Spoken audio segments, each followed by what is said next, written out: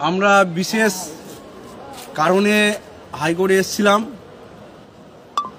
আজকে আমাদের ধর্নার যে কর্মসূচি ছিল সেই ধর্নার কর্মসূচি আমাদের এই এর আগে আমাদের একটা ডেট ঠিক করা হয়েছিল, কিন্তু কিছু নির্দিষ্ট কারণে সেটা হয়নি। সেটা আপনারা সবাই জানেন যে কোন কারণে হয়নি, আমি আর বিস্তারিত বলছি না। তো আজকে সমস্ত কিছু সই স্বাক্ষর সব কিছু করে নিলাম। আগামীকালও আমি হাইকোর্টে আসব। আমাদের ধর্না কর্মসূচি ফেব্রুয়ারি মাসের প্রথম দিকে হবে, এটা একটা আভাস দিয়ে গেলাম। আপনারা সবাই তৈরি থাকবেন। আর একটা কথা বলছি, আজকে 22-এর স্বার্থে আমরা কেউ বসে নেই। প্রতিনিয়ত সকল 22-এর স্বার্থে কেউ হাইকোর্টে আসছি, কেউ এবিসি ভবনে যাচ্ছি, কেউ কালীঘাটে যাচ্ছি, কেউ বিভিন্ন দপ্তরে। আমরা প্রতিনিয়ত বিভিন্ন দপ্তরে, শিক্ষা সচিবের দপ্তরে আমরা প্রতিনিয়ত যাচ্ছি শুধু 22-এর স্বার্থে। আমাদের চাকরিতে যেমন দরকার, যারা 22-এ পাস করে আছে অনেকেই ফোন করে যে দাদা একটু দেখবেন। সেই তাদের আর্তনাদ, তাদের করুণতা, তাদের ভালোবাসা আমরা সবাই 2022 প্রাথমিক ডিএলআইটি ঐক্যমঞ্চের একটাই লক্ষ্য, আগেও বলেছি এখনো বলছি, নাহলে সামলাবো। এখনো বলছি যে 50,000 ভ্যাকান্সি, কারণ পর্ষদ সভাপতি বারংবার বলেছে যে এখন যদি আমাকে নিয়োগ করতে দিত, কোনো আইনি জটিলতা না থাকে, তাহলে 50,000 ভ্যাকান্সি দিয়ে নিয়োগ করবে। তাই আমাদের একটাই দাবি থাকবে, 50,000 ভ্যাকান্সি দিয়ে আমাদের অবিলম্বে আমাদের নিয়োগের নোটিফিকেশান বা ইন্টারভিউ প্রকাশ। সোমবারে যে হিয়ারিং আছে সেখানে আশা করি স্টে উঠে যাবে, সমস্ত জট কেটে যাবে, গিয়ে আমাদের সুদিন আসবে, ইন্টারভিউয়ের নোটিফিকেশান প্রকাশ হবে। আজকে বিদেশ দ্বারা পর্ষদে গিয়েছিল, পর্ষদ সভাপতি সম্মানীয় গৌতম বাবু আমাদেরকে একটা ইঙ্গিতপূর্ণ মন্তব্য দিয়েছেন। আমাদের অতি দ্রুত খুব শীঘ্রই আমাদের নোটিফিকেশান আসছে, এমনই একটা পূর্বাভাস পাওয়া গেছে, এবং সেই সঙ্গে ভ্যাকান্সিও বেশি থাকবে। যাই হোক, আজকে মেনলি করে এসেছিলাম পঞ্চম শ্রেণীর কেসটা কি আছে, যেহেতু পঞ্চম শ্রেণীটা সিঙ্গেল বেঞ্চ থেকে সম্মানীয় জজ সাহেব অভিজিৎ গঙ্গোপাধ্যায়ের কাছ থেকে প্রধান বিচারপতি এজলাসে গেছে, সেই সমস্ত ডকুমেন্ট প্রধান বিচারপতির এজলাসে যাওয়ার যে প্রক্রিয়া সেগুলো শুরু হয়েছে। সামনের সপ্তাহের মধ্যে ডিভিশন বেঞ্চে প্রধান বিচারপতির এজলাসে উঠে যাবে। সেইটা লয়ারের সঙ্গে কথাবার্তা বললাম, সমস্ত কিছু ওনাকে সমস্ত কিছু শুনলাম। সেই সঙ্গে একই সঙ্গে আমাদের ধর্না কর্মসূচি যেটা পূর্ব নির্ধারিত ছিল, কিন্তু একটা ত্রুটিপূর্ণতার কারণে কেউ ইচ্ছাকৃত হোক আর অনিচ্ছাকৃত হোক আমাদের সেই মেলের কপিটা দেয়নি, তাই জন্য হয়নি। আমরা পুনরায় আবার চেষ্টা করেছি, সব কিছু রেডি করেছি, সব আজকে সমস্ত সই স্বাক্ষর সব কমপ্লিট করেছি। কালকে আবার আমি করে আসব। সবাইকে আশ্বস্ত করছি, ফেব্রুয়ারি মাসের প্রথম দিকে আমরা ওই রাস্তায় থাকছি, ধর্ণা কর্মসূচির আয়োজন করছি। সেখানে সকল 22 স্টেট ভাই বোন দিদি দাদা সবাইকে আহ্বান করছি, কারণ স্টে উড়ে যাচ্ছে। আমরা যদি মাঠে পড়ে থাকতে পারি দাঁতে দাঁত কামড়ে, তাহলে কিন্তু আমাদের একটা হিউজ পরিমাণে ভ্যাকান্সি আসবেই। কষ্ট করলে কোনোদিন বিফলে যায় না। আর একটা কথা বলতে আমি তাদেরকে তাদের সম্পর্কে কথা বলতে নিজেকে নিজেকে খুব খারাপ লাগে যে তাদের সম্পর্কে কথা বলছি, কিন্তু বাধ্য হচ্ছি আমি। আজকে এই 4-5 জনের কিছু একটা গ্রুপ আছে, সেই গ্রুপ কি করছে, তাদের কোনো কাজ নেই, তারা খারাপ কথা বলা ছাড়া ওদের কোনো পেটে ভাত হয় না। আরে ভাই, খালি বলে ফান্ডিং কি উঠেছে না উঠেছে, যারা কেসের ফান্ড দিয়েছে, কেস গ্রুপে যারা যুক্ত আছে তারা সব জানে, কারণ আমাদের প্রতিটা ফান্ডিং কি উঠেছে তার পুঙ্খানুপুঙ্খ হিসেব পিডিএফ আকারে কেস গ্রুপে দেওয়া হয়েছে। তাই কেস গ্রুপে যারা যুক্ত আছে তারা সবাই দেখেছে, তাদের মনে কোনো সন্দেহ নেই, তাদের মনে কোনো প্রশ্ন নেই। আর যারা ফান্ডিং দেয় না, এই লিপস্টিক কমিটি, তারা কি করছে না প্রতিনিয়ত সাধারণ প্রার্থীদের ভুল বোঝাচ্ছে।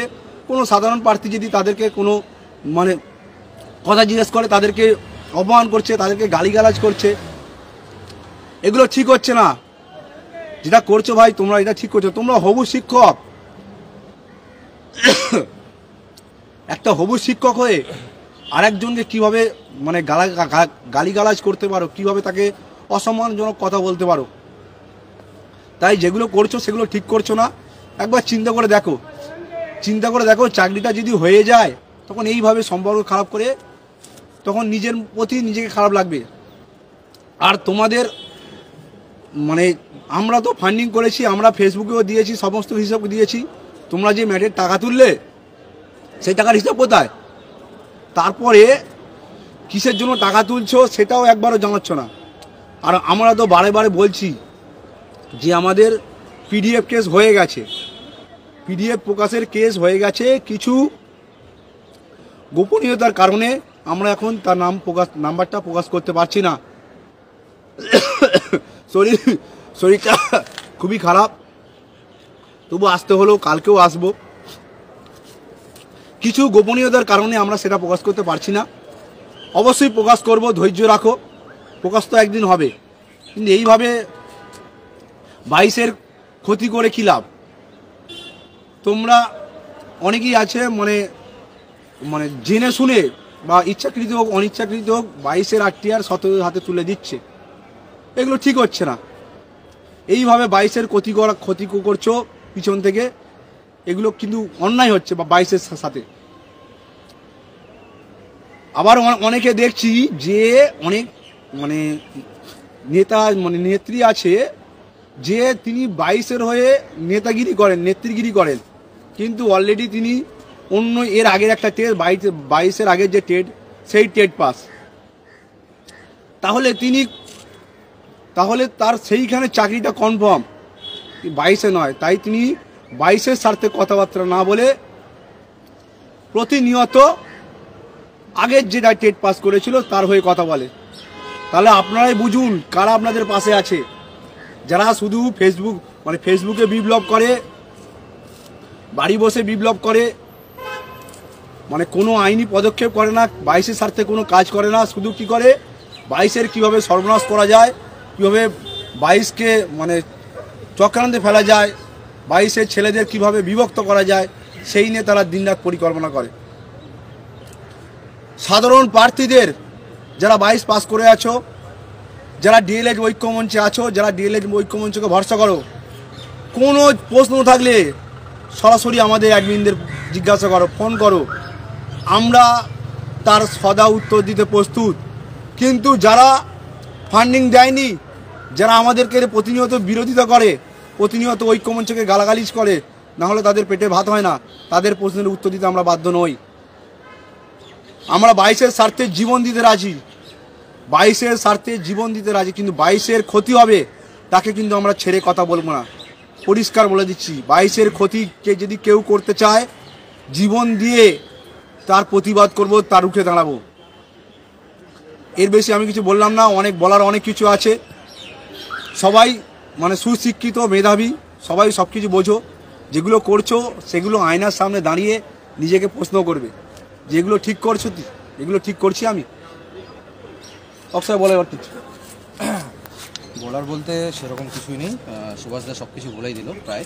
আমি জাস্ট শুধু কয়েকটা কথা বলবো, সংক্ষেপে বলবো যে আমাদের ঐক্যমঞ্চ কিন্তু কাজে করে দেখায়, মুখে বলে না, কাজে করে দেখায়। তো সেই কাজ করার জন্যই আমরা এসছি আজকে আমরা সবাই দেখতে পাচ্ছেন, আমরা আজকে কোর্টের মধ্যে এসেছি। আর আমাদের আরেক দল গেছে কী বলে এপিসি ভবনে পর্ষদ সভাপতির সাথে দেখা করতে। সবাই মানে মোটামুটি সবাই দেখেছেন আগের লাইভটা। তো সেখানে আমাদের পর্ষদ সভাপতি বেশ ভালোই একটা বার্তা দিয়েছেন, মানে আমাদের মানে পক্ষে একটা বার্তা দিয়েছেন, যে সেটা আপনারা সেই ভিডিওতে দেখতে পারবেন। তো ব্যাপারটা হচ্ছে আমরা ঐক্যমঞ্চ আমরা কিন্তু বসে থাকি না, আমরা কিন্তু প্রতিনিয়ত আমরা কিন্তু কিছু না কিছু করে চলছি। আমাদের সহযোদ্ধারা, আমাদের বিদেশদা, আমাদের সুদীপদা, আমাদের হাফিজুদ্দা, আমাদের সুভাষদা, সবাই কিন্তু 23 জেলার অ্যাডমিন প্যানেল, প্রতিটা অ্যাডমিন প্রতিটা সবাই কিন্তু প্রতিনিয়ত আমরা কাজ করে চলছি, তারপরও কিন্তু যদি এই প্রশ্নের মুখে আমাদেরকে পড়তে হয়, এটা কিন্তু মানে বাঞ্ছনীয় নয়, ঠিক আছে। আর ফান্ডিং এর কথা বলি, ঠিক আছে, প্রশ্ন করে লজিক থাকে, অবশ্যই অবশ্যই প্রশ্নের একটা লজিক থাকে, ঠিক আছে। ইললজিক্যাল প্রশ্ন কিন্তু আমরা উত্তর দিতে বাধ্য নই, আর আমরা শুনবো না, আর আমরা কিন্তু সহ্য করবো না সেটা, কারণ আমাদের গায়ে কালি মানে পড়বে, আমরা কিন্তু সেটা একদমই মেনে নেবো না। কেউ যদি আমাদের গায়ে কাদা ছেটায় বা কালিমালিত্য করার চেষ্টা করে, আমাদের ঐক্যমঞ্চকে কালিমালিত্য করার চেষ্টা করে, আমরা কিন্তু ছেড়ে কথা বলবো না, ঠিক আছে। তো আজকে কয়েকটা মানে প্রশ্ন করা হয়েছিল যে ঐক্যমঞ্চ কি করেছে, ঐক্যমঞ্চ কি করে আজকে সবার সামনে আপনারা দেখতে পাচ্ছেন। আমরা আজকে হাইকোর্টের সামনে দাঁড়িয়ে আছি, প্রতিনিয়ত আমরা আছি, প্রতিনিয়ত আমরা কিছু না কিছু করে চলছি, ঠিক আছে। আমাদের একদল গেছে ওদিকে, আর একদল আমরা এদিকে পড়ে আছি, একদল গেছে এপিসি ভবনে, আর একদল আমরা এখানে পড়ে আছি, ঠিক আছে। তো প্রতিনিয়ত আমরা কিছু না কিছু করে চলছি, ঠিক আছে। এবার ব্যাপারটা হচ্ছে যারা ফান্ড দেননি তাদের কোনো অধিকার নেই কোনো এসব নিয়ে কথা বলার, ঠিক আছে। আপনারা যদি ফান্ড দিয়ে থাকেন, বারবার বলছি, আপনারা যদি ফান্ড দিয়ে থাকেন, আপনারা অবশ্যই প্রতি জেলার অ্যাডমিনকে জানাবেন, আপনাদের সমস্ত ফান্ডের হিসাব সমস্ত কিছু দেওয়া হবে আপনাদেরকে, কিন্তু কেস গ্রুপে অবশ্যই দেওয়া আছে। আপনাদের অলরেডি সবকিছু, আমাদের ঐক্যমঞ্চ 100% স্বচ্ছতার সাথে কাজ করে, ঠিক আছে। আমাদের এখানে কোনো দুর্নীতির কোনো জায়গা নেই। যারা দুর্নীতি করতো তারা আজকে বাইরে বেরিয়ে গেছে, যারা দুর্নীতি করতো তারা আজকে বাইরে বেরিয়ে ঐক্যমঞ্চকে কালিমালিত্য করার চেষ্টা করছে, 22 স্টেটকে কালিমালিত্য করার চেষ্টা করছে। আজকে ঐক্যমঞ্চকে কালিমালিত্য করা মানে 22 স্টেটকে কালিমালিত্য করা, প্রতিটা প্রার্থীকে কালিমালিত্য করা, 22 স্টেটের ক্ষতি করা, ঠিক আছে। আপনারা এই ক্ষতিটা করবেন না, দয়া করে বলছি, আপনারা এই ক্ষতিটা করবেন না। আর সাধারণ প্রার্থীদেরকে বলছি, আপনারা এদিক ওদিক বিভ্রান্ত হবেন না। 22 স্টেট মানে ঐক্যমঞ্চ, এটা মনে রাখবেন। 22 স্টেট মানে হচ্ছে ঐক্যমঞ্চ, আর কিছু না, বাকি সব নকল। বারবার বলছি, বাকি সব নকল। 22 স্টেট হচ্ছে অরিজিনাল, আর 22 স্টেট হচ্ছে অরিজিনাল, আর বাকি সব নকল, ঠিক আছে। আমরা প্রতিনিয়ত কাজ করি, আপনাদের যে যা হিসাব দরকার সমস্ত কিছু পেয়ে যাবেন, ঠিক আছে। সমস্ত কিছু অলরেডি দেওয়া আছে, আমরা 100% স্বচ্ছতার সাথে কাজ করি, ঠিক আছে। আর একটা বলছি, দায়িত্ব নেওয়ার কথা, ঠিক আছে। তো আমরা যেরকম আমরা আছি, প্রথম সারিতে আছি, ঠিক আছে। প্রথম সারিতে আমরা কিন্তু দায়িত্ব নিই, ঠিক আছে, সবার, ঠিক আছে। আমরা ফান্ড তুলেছি, আমরা কিন্তু দায়িত্ব নিয়েছি, আমরা কিন্তু দায়িত্ব নিয়ে বলছি, আমরা দায়িত্ব নিয়েছি বলেই আমরা আজকে এখানে আছি, ঠিক আছে। আমরা কিন্তু দায়িত্ব নিয়ে 22 স্টেটের জন্য কাজ করে চলছি, প্রতিটা প্রার্থীর জন্য কাজ করে চলছি, 22 স্টেট প্রতিটা ক্যান্ডিডেটের জন্য আমরা প্রতিনিয়ত ঐক্যমঞ্চ কাটছে। ঐক্যমঞ্চের প্রতিটি সহযোদ্ধা, 23 জেলা অ্যাডমিন প্যানেলের প্রতিটি সহযোদ্ধা কিন্তু প্রতিনিয়ত কাজ করে চলছে। তাই দয়া করে আমাদেরকে কালিমালিত্য করার চেষ্টা করবেন না। বারবার বলছি, আমাদেরকে কালিমালিত্য করলে কিন্তু 22 স্টেটের ক্ষতি করবেন আপনারা। আর সাধারণ ক্যান্ডিডেট থেকে বলছি, আপনারা নিজেরা দেখুন যে কারা কাজ করে, কারা কি করে। ঐক্যমঞ্চ কাজ করে দেখায়, ঠিক আছে। ঐক্যমঞ্চ এমনি কথা বলে না, ঐক্যমঞ্চ বড় বড় ভাষণ দেয় না, ঐক্যমঞ্চ এই শুধু টেলিগ্রাম মিটিং করে এদিক ওদিক এর নিয়ে বদনাম করলাম, ওর নিয়ে বদনাম করলাম, এসবের মধ্যে সীমাবদ্ধ থাকে না। ঐক্যমঞ্চ এইসব করে না, এইসব না করে ঐক্যমঞ্চ কাজ করে। আরে এসব না করে কাজটা করুন না। আপনারা যদি কাজ করেন, আপনাদের কাছে সবাই যাবে, ঠিক আছে। আমাদের ঐক্যমঞ্চর মিটিংয়ে, আমাদের যে কোনো মিটিংয়ে, ঠিক আছে, 500, 1000 যে কোনো থাক, একটা টেলিগ্রাম মিটিংয়ে 500 উপস্থিত থাকে। আপনাদের এখানে কজন থাকে আপনাদের মিটিংয়ে, ঠিক আছে। সে আমি বলছি কজন থাকে, ঠিক আছে, থাকে না। তো আপনারা কাজ করে দেখান, আপনাদের কাজ করে দেখান, আমরা যাবো আপনাদের কাছে, ঠিক আছে। আপনারা অবশ্যই কাজ করে দেখান, সাধারণ পাবলিকরা, সাধারণ ক্যান্ডিডেটরা সবাই যাবে আপনাদের কাছে। দেখুন, ফিডব্যাক, তাই না, ফিডব্যাকের কথাটা বলি, অবশ্যই দাদা সবাই ফিডব্যাকই দেখে, ঠিক আছে। আপনারা যেমন ফিডব্যাক দেখেন, সবাই ফিডব্যাক দেখে, ঠিক আছে। অবশ্যই ফিডব্যাক সবাই বোঝে, ফিডব্যাক জিনিসটা কি, ফিডব্যাক বলেই ঐক্যমঞ্চ আমাদের সাথে আছে। যদি সৎ সাহস থাকে, অরিজিনাল প্রোফাইল থেকে মানে কমেন্ট করবে। ফেক যারা ফেক অ্যাকাউন্টে কমেন্ট করে, তারা তো সৎ সাহস নেই, তারা তো অসৎ। তার ফেক অ্যাকাউন্ট থেকে ফেকই প্রশ্ন করবে। আরে তারা শিক্ষক হওয়ার যোগ্যতা রাখে না, সেটাই বলছি। যদিও সৎ সাহস থেকে অরিজিনাল অ্যাকাউন্ট থেকে কমেন্ট করো, উত্তর দেওয়ার জন্য প্রস্তুত, সামনে এসে কথা বলুন, নাম বলুন। আমরা বলছি, এই তো সুভাষ দা, আমি অক্ষয় দাঁড়িয়ে আছি, আর একটা আপনাদের সমস্ত প্রশ্নের উত্তর দেবো। আমরা এখানে নিয়ত আছি, আপনাদের যে কোনো প্রশ্নের আমরা উত্তর দিতে তৈরি, ঠিক আছে। তাই উল্টো পাল্টা কমেন্ট করবেন না। আর বলছি, সৎ সাহস যদি থাকে, আপনাদের যে কোনো সমস্যা থেকে আপনারা আসুন, কথা বলুন আমাদের সাথে, আমাদের কোনো অসুবিধা নেই, ঠিক আছে। সব রকম উত্তর দিতে আমরা রাজি, সব রকম উত্তর দিতে রাজি, ঠিক আছে। বলছি, কোচের যারা 22-এ পাস করেছে, সাধারণ মানে যারা ক্যান্ডিডেট, তাদের কোনো অভিযোগ নেই। তারা প্রতিনিয়ত দেখছে আমরা কিভাবে 22-এর জন্য খেটে যাচ্ছি। 22 স্টেট পাস, ঐক্যমঞ্চ বলতে সবাই বিদেশ দাকে চেনে। আর বিদেশ দা, মোহিত, পার্থজিৎ, সবাই A to Z 23 জেলা অ্যাডমিন কীভাবে কাজ করছে প্রতিনিয়ত সাধারণ 22 স্টেটে দেখছে। আর একটা গ্রুপ আছে, তারা শুধু কি করছে না, ফেসবুকে বিপ্লব করছে, 22 স্টেটকে গালাগালি করছে, টাকা তুলছে আর ভাগাভাগি করে নিচ্ছে। কারণ কেস করেছে, করেছে, টাকা তুলছে, কি কেস করবে সাধারণ প্রার্থী জানে না। যদি সে জিজ্ঞেস করলে তাকে ব্লক করে দিচ্ছে, তাকে বলছে যে তুমি এখানে এসব কথা কেন তুলছো। যখন আমি কোনো জিনিসে কেস করতে যাচ্ছি, কেস করবো তারপর তো টাকা নেবো, তাকে বলে দেবো যে হয় এই কেস হবে, এই কেসের জন্য আমি টাকা নিচ্ছি। এটা তাদেরকে প্রশ্নটা করবেন। আর একটা কথা বলি, যে কোর্টের একটা নির্দিষ্ট প্রসিডিউর আছে, কোর্টে যারা আসে তারাই জানে, তারাই বোঝে যে আমি কোর্টটা আমার বাড়ির বারান্দা নয়, বা আমার বাড়ির মামার বাড়ি নয়। আমি যেটা চাইবো সেটা কোর্টে আমি আমার 100% দিয়ে চেষ্টা করব, বাদ বাকিটা কোর্টের যে সিস্টেম আছে সেই সিস্টেমের উপরে। সেই জন্য বলছি, সেটা বোঝার জন্য আমি বলি, সেটা বোঝার জন্য তো আপনাদেরকে কোর্টে আসতে হবে। আপনারাও আসুন, আপনারাও করুন, আপনারা দেখুন, বুঝুন আপনারা কি করেছেন এতদিনে, আপনারা করুন। অবশ্যই ওই কোর্টের একটা প্রসিডিওর তো আছে সব। আর দাদা, আমরাও 22 স্টেট, সবাই জানে আমরাও 22 স্টেট, আমরা সবাই নিজেদের স্বার্থে লড়াই করছি, 22 স্টেটের স্বার্থে লড়াই করছি। আমরা কেউ এখানে নেতা হতে আসিনি, ঠিক আছে? আমরা কেউ এখানে নেতৃত্ব দিতে আসিনি, নেতা হতে আসিনি। আমরা সবাই, আমাদের সবার কি চাই, চাকরিটা চাই, ঠিক আছে? তাই এখানে নেতা হওয়ার কিছু নেই। তো দয়া করে আপনারাও নেতা হবেন না, এখানে নেতাগিরি করার কোনো জায়গা নেই, ঠিক আছে? আমরা আসছি সবাই নিজের স্বার্থে আসছি, সবাই নিজের স্বার্থে আসছি, 22 স্টেটের স্বার্থে আসছি, ঠিক আছে? সবাইকে বলছি নিজেদের মধ্যে মতনৈক্য ভুলে চাকরিটা পেলে তখন এই সব খুব মানে নিজেকে লজ্জিত মনে হবে।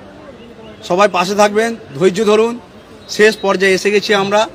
আর বেশি দিন আমাদের ওয়েট করতে হবে না। সোমবার স্টে উঠে যাবে, উঠে গেলে 17 প্যানেল দিয়েই আমাদের ইন্টারভিউ নোটিফাইড করবে। আর আমরা আপনাদের জন্য কাজ করে যাচ্ছি, আপনারা আমাদের পাশে থাকুন, ফান্ডিংটা দিন। আর আমাদের জেলার নন ভেরিফাইড গ্রুপগুলো আছে, সেই লিঙ্কটা সব জায়গায় ছড়িয়ে দিন।